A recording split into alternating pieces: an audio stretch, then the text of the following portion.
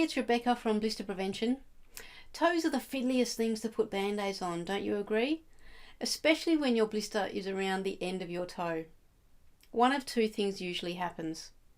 You end up with a bulky bit like this that can irritate the next toe and even cause blisters, or your dressing just comes off too easily. Either way, it's a mess. So I want to show you 3 steps for applying island dressings to the tip of your toe so that you can make a neat job of it and ensure your dressing will stay in place all day. But first, what is an island dressing? An island dressing is simply a dressing that has an island of absorbent non-stick material in the middle, surrounded by an ocean of adhesive.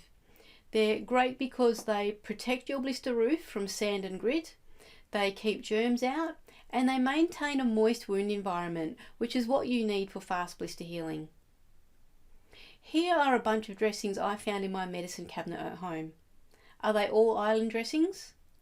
Nope, these 2 aren't, because they don't have tape that goes all the way around. Dirt and germs are going to be able to get in under there.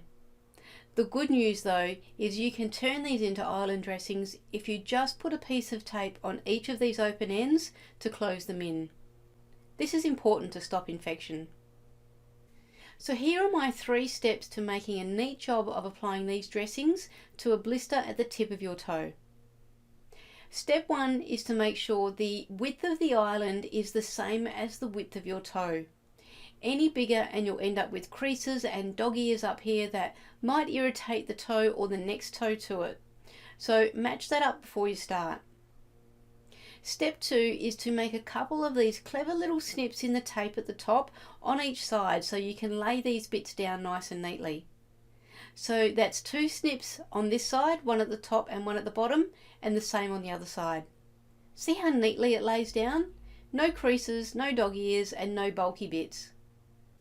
And step 3 is to put some tape around the toe to lock these edges in. Otherwise it will come off way before you want it to and end up in the end of your shoe. I like to make the ends meet at the top. That way they're less likely to catch if your toe does a lot of gripping. I mean, we don't want the edge to come loose. Let me show you that all over again, and this time with the big toe. Number 1, the width of the island matches the width of the toe. Number 2, I'll make these 2 little snips on each side, right up here at the tip of the toe, and that lets me stick these down without lots of creases and dog ears.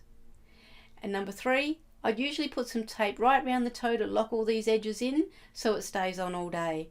But this was a big dressing and you can see there's plenty of tape holding this on all around the toe. So he's done. And my bonus tip. I use island dressings shaped like these for toe blisters. They look like little bow ties and they're great for the tip of the toe and just about any blister on your smaller toes. Sometimes I put a single snip on each side right in the middle, but often I don't have to. This little toe needs me to, so I'll do that and make it nice and neat.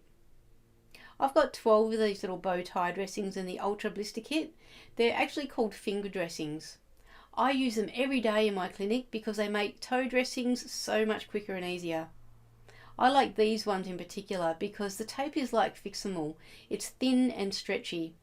Others I've seen aren't stretchy or they don't stick very well, so you might need to experiment a little to see what you can find. You don't need them, I've shown you that, but at the same time I like them a lot. So that's it. When you need an island dressing for a blister on your toe, especially the tip of the toe, number 1, match up the width of the island with the width of your toe. Number 2, snip the dressing twice on each side to get it to lay down neatly at the tip of the toe. And number 3, lock in all the edges to ensure it stays there all day long. And don't forget my bonus tip, if you can find some of those funny little bow tie shaped dressings, they can make things even easier. If you'd like to know more about how to treat blisters so they hurt less and heal faster, take a look at the Blister Treatment Blueprint. It's a free resource that shows you how to make the right decisions for your blisters. I highly recommend printing the flowchart and putting a copy in your blister kit so you can treat your next foot blister right.